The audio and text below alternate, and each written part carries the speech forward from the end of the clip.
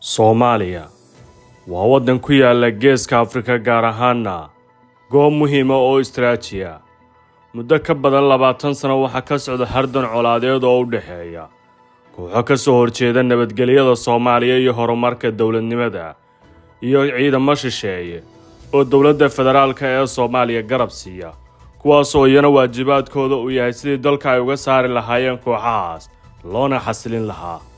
Halgalka midowga Afrika ee AMISOM hadda waxa uu xuubsiibtay ADMIS. Dawladda federaalka ee Soomaaliyana waxa horyaalla qorshaha la wareegidda amniga qaranka, kaas oo soo taagnaa bilooyinkii la soo dhaafay.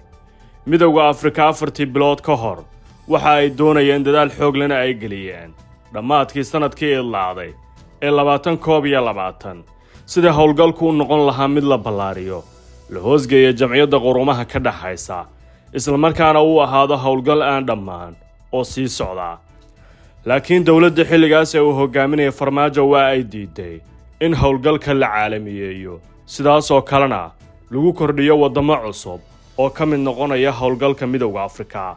Taa beddelkeedana waxa ay xoogga saartay qorshaha la xiriira in howlgalku noqdo mid la dedejiyo bixitaankiisa, ciidamada Soomaaliduna ay yeeshaan la wareegidda amniga qaranka. Madaxweyne Xasan Sheekh Maxamuud ayay doorteen baarlamaanka federaalka ee Soomaaliya 15 bishii May, waxaana ka mid ah qorshaha uu ballan qaaday arrinta la wareegidda amniga qaranka. Waa mas'uuliyad cusub marka ay joogto halkaas, Soomaalida oo dhan ayaana indhaha ku eegaysa. Dhawaan waxaa la filayaa in madaxda dawlad goboleedyada iyo dawladda federaalku ay isugu yimaadaan kulan wada tashi ah oo ku wajahan sidii loola wareegi lahaa amniga qaranka iyo la dagaalanka kooxaha xagjirinta.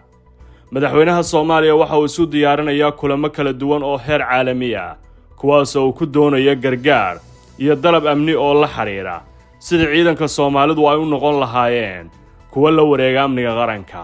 Bixitaanka ADMISna ay noqoto mid dhammaan dhinacyadu ay iska kaashadaan. Laakiin dhinaca kale qaybo ka mid ah midowga Afrika iyo dalalka daneeya arrimaha Soomaaliya ma jeclaysanayaan waqti xaadirkan inay wareejiyaan amniga Soomaaliya. AMISOM inkasta oo saldhigyadooda ku yaala qaybo ka mid ah Soomaaliya ay baneeyeen, kuwana ay baneyn doonaan bilaha nagu soo wajahan, haddana mas'uuliyadda amni ee ay wali hayaan waa mid ku kooban caasimadda Soomaaliya, gaar ahaan xarumaha muhiimka ah ee dawladda. Dadka siyaasadda amniga falanqeeya ayaa leh suuragal ma aha in Soomaalidu ay wali si fudud ula wareegto amnigeeda, ha yeeshee qodobo hortabin leh ayaa horyaalla. Madaxweyne Xasan Sheekh Maxamuud xujo adag ayay ku noqonaysaa sida uu maareeyo la wareegidda amniga qaranka. Dawladda Soomaaliya ciidamo fara badan ayay ku soo tababartay dalalka jaarka iyo dalalka baxsan qaaradda Afrikaba. Yoolka ugu weyn waxa uu ahaa sida ay u noqon lahaayeen kuwa hanta amniga Soomaaliya. Ha yeeshee markasta ciidamadaasi waxa ay dhexda u noqdaan arrimaha siyaasadda, mararka ay siyaasiyiintu isqabtaanna waa ay la kala saftaan. Waa aafada weyn ee Soomaalidu wali oo ay uga bixi la'adahay in ciidan shisheeye ay ku kala dhex jiraan. Dhawaan ra'iisul wasaaraha Soomaaliya waxa uu sheegay inuu aad uga walaacsan yahay waxa xaqiiqda ah ee ay Soomaalidu ku nooshahay, laakiin waxa uu sheegay inuu ka shaqeynayo sidii amniga dalka loo hagaajin lahaa. Tiraka 3 jeer oo ra'iisul wasaaruhu u hadlay waxa uu markasta soo qaaday amniga qaranka oo uu sheegay inuu mudnaan u leeyahay. Shirka qorshaysan ee dawlad goboleedyada iyo dawladda federaalka, hadallada ra'iisul wasaaraha, damaca madaxweynaha ee la wareegidda amniga iyo doonista wadamada ay doonayaan ciidamadoodu ay sii joogaan ayaa si weyn la isku weydiinayaa sida ay isku qabsan doonaan.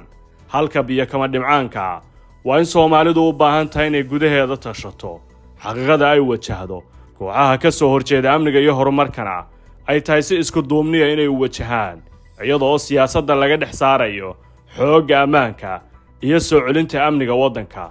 taas waa waxa ugu weyn ee 4 sano ee soo socda laga filayo dawladda uu hogaamiyo madaxweyne Xasan Sheekh Maxamuud. bishaaro waxaan kuugu bishaaraynayaa application-ka Baysi. waxa uu ka caawinayaa inaad ehelkaaga lacag u dirto adigoo jooga gurigaaga iyo goobtaada shaqada. loo diraha lacagtu waxay ugu dhacaysaa telefoonkiisa gacanta. Baysi waxaad ka heli kartaa App Store-ka iyo Play Store-ka.